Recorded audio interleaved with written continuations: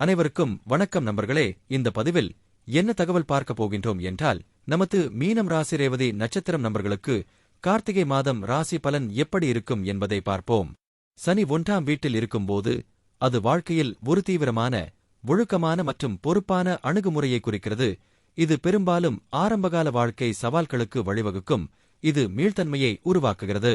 இந்த நிலைப்பாடு தன்னம்பிக்கை, எச்சரிக்கையான உணர்ச்சி இயல்பு மற்றும் கடின உழைப்புக்கான தாமதமான வெகுமதிகளுடன் போராட்டங்களை ஏற்படுத்தும். ஆனால் இறுதியில் வலுவான தன்மை, முதிர்ச்சி மற்றும் நிலையான, நீண்டகால வெற்றியை உருவாக்கும் திறனுக்கு வழிவகுக்கும்.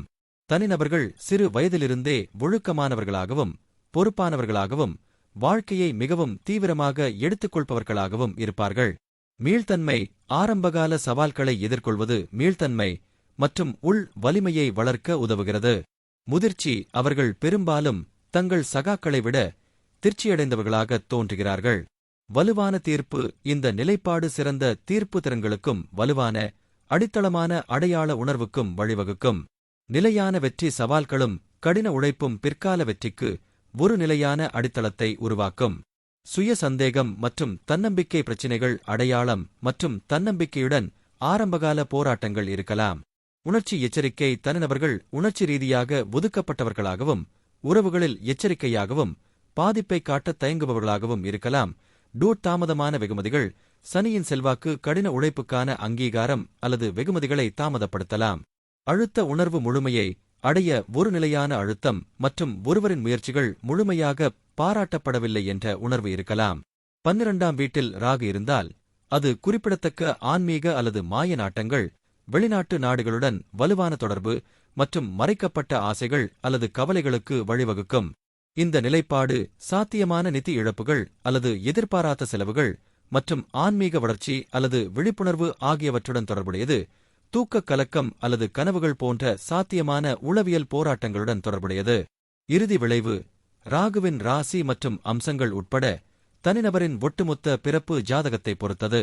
ஆன்மீக மற்றும் மாய நோக்கங்கள் இந்த நிலைப்பாடு அமானுஷ்யம், ஆன்மீகம் மற்றும் மனதில் ஒரு தீவிர ஆர்வத்தை உருவாக்கி தியானம் போன்ற பயிற்சிகள் அல்லது மெட்டாபிசிக்ஸில் வலுவான ஆர்வத்திற்கு வழிவகுக்கும். வெளிநாட்டு பயணம் மற்றும் வெளிநாட்டு வாழ்க்கை வெளிநாட்டு நாடுகளுடனான வலுவான தொடர்பு என்பது ஒரு பொதுவான கருப்பொருளாகும். இது அடிக்கடி பயணம் செய்ய அல்லது வெளிநாடுகளில் குடியேற வழிவகுக்கும்.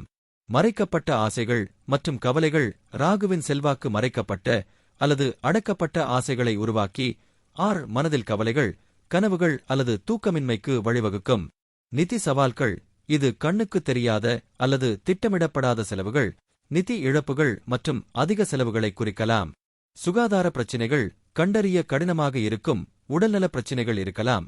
சில சமயங்களில் மருத்துவமனையில் சேர்க்கப்படுதல் அல்லது சிறைவாசம் ஆகியவற்றுடன் தொடர்புடையது.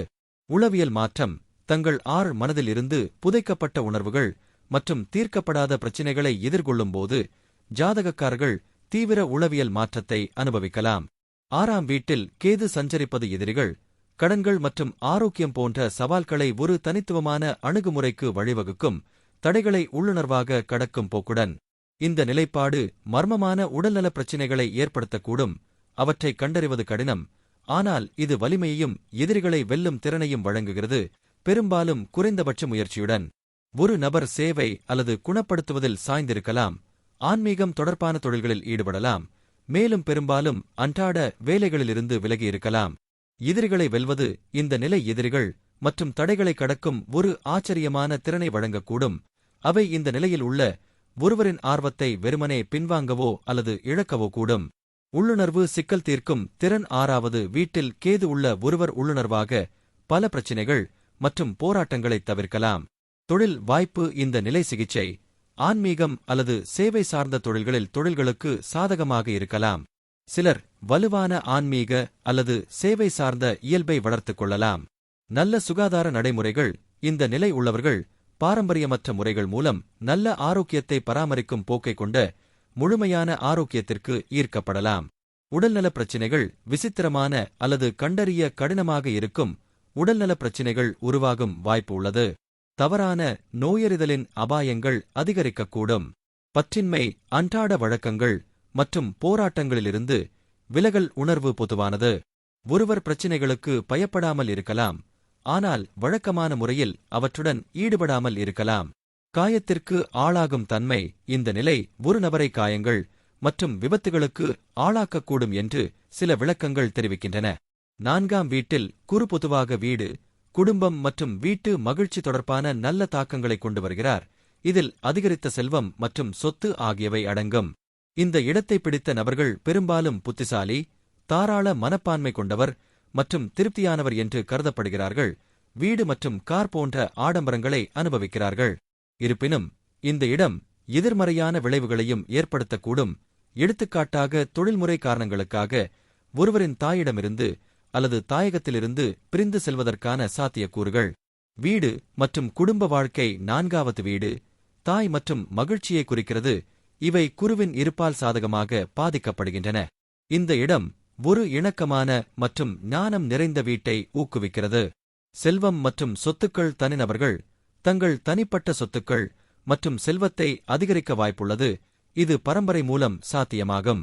அவர்கள் வீடு, கார் மற்றும் சொத்து போன்ற ஆடம்பர இன்பங்களை அனுபவிக்க வாய்ப்புள்ளது. தனிப்பட்ட குணங்கள். இந்த இடம் நாணம், தாராள மனப்பான்மை மற்றும் பொதுவாக மகிழ்ச்சியான மற்றும் வளமான வாழ்க்கையுடன் தொடர்புடையது. நல்ல அதிர்ஷ்டம். 4வது வீட்டில் வியாழன் மிகுந்த திருப்தியை அளிக்கும் மற்றும் சவால்களை சமாளிக்க தனிநபர்களுக்கு உதவ முடியும். குடும்ப பிரிவு. ஒருவரின் தாயிடமிருந்து அல்லது தாயகத்திலிருந்து சிறிது காலத்திற்கு பிரிந்து செல்ல வாய்ப்பு உள்ளது. இது தொழில்முறை காரணங்களால் இருக்கலாம். ஆறுதல் மண்டலங்களில் சிரமம். சில தனிநபர்கள் தங்கள் ஆறுதல் மண்டலத்திலிருந்து விலகிச் செல்ல விரும்பலாம். இது குடியிருப்பில் மாற்றத்திற்கான விருப்பத்திற்கு வழிவகுக்கும். தீய செல்வாக்கு. வியாழன் மற்ற தீய கிரகங்களால் பாதிக்கப்பட்டால் அது எதிர்மறையான விளைவுகளுக்கு வழிவகுக்கும். ஒரு நபரை வாதத்தில் ஈடுபடுத்தி அல்லது இறுக்கமாக ஆக்குகிறது. சுக்கிரன் 8வது வீட்டில் இருக்கும்போது அது நீண்ட ஆயுளையும் குறிப்பிடத்தக்க செல்வத்தையும் குறிக்கலாம். இது பரம்பரை அல்லது வாழ்க்கை துணையின் சொத்துக்கள் மூலம் சாத்தியமாகும். இந்த இடம் உளவியல், மாயவாதம் மற்றும் அமானுஷ்ய நடைமுறைகள் போன்ற மறைக்கப்பட்ட அல்லது மாற்றத்தை ஏற்படுத்தும் பாடங்களில் ஆழ்ந்த ஆர்வத்தையும் குறிக்கிறது. மேலும் வாழ்க்கை துணை மற்றும் அவர்களது குடும்பத்துடன் சக்திவாய்ந்த தொடர்பை உருவாக்க முடியும். இருப்பினும் நேர்மறை மற்றும் எதிர்மறை விளைவுகள். பிறப்பு ஜாதகத்தில் உள்ள பிற காரணிகளை பொறுத்தது. நீண்ட ஆயுள் மற்றும் செல்வம். இந்த நிலை பாரம்பரியமாக நீண்ட ஆயுளுடன் இணைக்கப்பட்டுள்ளது மற்றும் மிகவும் செல்வந்தராக இருப்பது, ஒருவேளை ஒரு நில உரிமையாளராக மாறுவது அல்லது பணம் மற்றும் சொத்துக்களை வாரிசாக பெறுவது ஆகியவற்றுடன் இணைக்கப்பட்டுள்ளது. பரம்பரை மற்றும் கூட்டாளியின் செல்வம். பூர்வீகவாசிகள் தங்கள் மனைவியிடமிருந்தும் அவர்களின் மனைவியின் குடும்பத்தினரிடமிருந்தும் அல்லது பரம்பரை மூலம் நிதி நன்மைகளை பெறலாம். ஆழ்ந்த உணர்ச்சி மற்றும் உளவியல் தொடர்புகள். இங்குள்ள சுக்கிரன் கூட்டாளர்களுடன் தீவிரமான பிணைப்புகளையும் வாழ்க்கையின் மர்மமான அம்சங்களில் ஆழ்ந்த ஆர்வத்தையும் உருவாக்க முடியும். அமானுஷ்யத்தில் ஆர்வம். இந்த நிலையைக் கொண்ட நபர்கள் உளவியல், மாயவாதம், தந்திரம் அல்லது பிற மறைக்கப்பட்ட அறிவு மற்றும் குணப்படுத்தும் நடைமுறைகளால் ஈர்க்கப்படலாம். நிதி சார்ந்திருத்தல். செல்வம் ஒரு துணை அல்லது பரம்பரையுடன் பிணைக்கப்படலாம். இது நிதி சார்ந்து இருப்பதை உருவாக்கக்கூடும். எதிர்மறை விளைவுகள். சுக்கிரன் அசுப கிரகங்களால் பாதிக்கப்பட்டாலோ அல்லது சில ராசிகளில் மோசமாக அமைந்திருந்தாலோ விளைவுகள் பாதகமாக இருக்கலாம். மறைக்கப்பட்ட ஆசைகள். ஜாதகருக்கு தடை செய்யப்பட்ட அல்லது தடை செய்யப்பட்ட தலைப்புகளில் வலுவான ஈர்ப்பு இருக்கலாம். இது உணர்வுபூர்வமாக கையாளப்படாவிட்டால் சிக்கல்களுக்கு வழிவகுக்கும். 8ஆம் வீட்டில் புதன் இருப்பது மர்மம், உளவியல் மற்றும் ஆராய்ச்சியில் ஆர்வங்களுக்கு வழிவகுக்கும். அத்துடன் திடீர் செல்வத்திற்கான சாத்தியக்கூறுகளையும் ஏற்படுத்தும். ஆனால் தகவல் தொடர்பு சவால்களையும் கவனமாக நிதி மேலாண்மைக்கான தேவையையும் குறிக்கலாம்.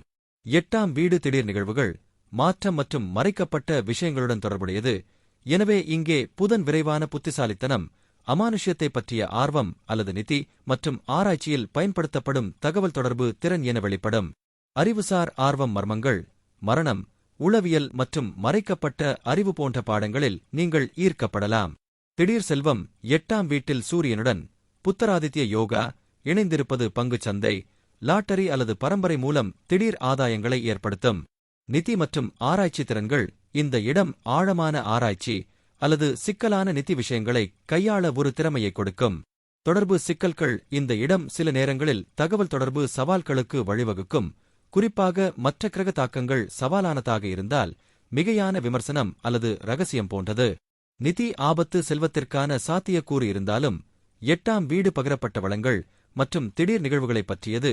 எனவே கவனமாக நிர்வகிக்கப்படாவிட்டால் அது நிதிக்கு ஆபத்தான இடமாக இருக்கலாம்.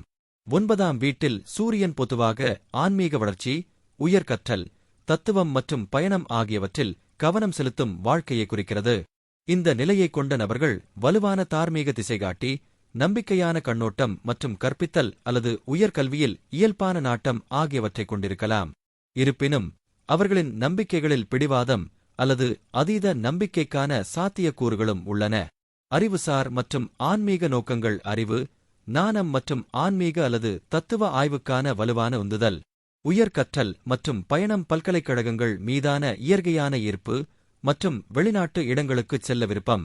நம்பிக்கை மற்றும் ஒழுக்கம் பொதுவாக நம்பிக்கையான கண்ணோட்டம் மற்றும் நெறிமுறைகள் மற்றும் கொள்கைகளின் வலுவான உணர்வு. தொண்டு, இயல்பு ஊக்கமளிக்கும் நம்பிக்கை மற்றும் வலுவான தார்மீக திசைகாட்டிக்கு வழிவகுக்கும். 9ஆம் வீட்டில் செவ்வாய் இருப்பது சாகசம், உயர்கல்வி மற்றும் வெளிநாட்டு பயணங்களில் அதிக ஆற்றல் கொண்ட ஒரு நபரை குறிக்கலாம், பெரும்பாலும் அப்பட்டமான ஆனால் நேர்மையான தொடர்பு பாணியை கொண்டவர். இந்த நிலைப்பாடு நம்பிக்கை அமைப்புகளில் மோதல்கள், ஆன்மீக விஷயங்களில் மனக்கிளர்ச்சி மற்றும் அந்த பகுதிகளில் ஆபத்து எடுக்கும் சாத்தியக்கூறுகளுக்கும் வழிவகுக்கும். இதன் விளைவு பிறப்பு ஜாதகத்தில் உள்ள மற்ற கிரக தாக்கங்களைப் பொறுத்தது. சாகசத்தின் மீதான காதல் இந்த நிலைப்பாடு வெளிநாட்டு பயணம் மற்றும் புதிய இடங்களை ஆராய்வதற்கான வலுவான விருப்பத்தை குறிக்கிறது. கல்வி நாட்டம் தனிநபர்கள் அதிக ஆற்றல் மற்றும் கவனத்துடன் உயர்கல்வியை தொடரலாம். நேர்மையான தொடர்பு பூர்வீகம் நேரடி, நேர்மையான மற்றும் நேரடியானதாக இருக்கும், இது மற்றவர்கள் கவர்ச்சிகரமானதாக காணலாம். அறிவுசார் மற்றும் ஆன்மீக ஆய்வு அறிவுசார் மற்றும் ஆன்மீக விவாதங்கள் மற்றும் நோக்கங்களில் ஈடுபடுவதில் ஆர்வம் உள்ளது. நம்பிக்கைகளில் மோதல் இந்த நிலைப்பாடு சில நேரங்களில் தத்துவ அல்லது மத நம்பிக்கைகள் தொடர்பாக மோதல்களுக்கு வழிவகுக்கும். மனக்கிளர்ச்சி இது மனக்கிளர்ச்சியை ஏற்படுத்தும், குறிப்பாக ஆன்மீக நடைமுறைகள் அல்லது ஆபத்து எடுப்பதில். தகவல் தொடர்புகளில் ஆக்கிரமிப்பு மழுப்பல் சில நேரங்களில் ஆக்ரோஷமாகத் தோன்றலாம். பாரம்பரியத்துடன் போராட்டங்கள், பாரம்பரிய மதிப்புகள் அல்லது மதக் கோட்பாடுகளுடன் ஒத்துப்போக ஒரு போராட்டம் இருக்கலாம்.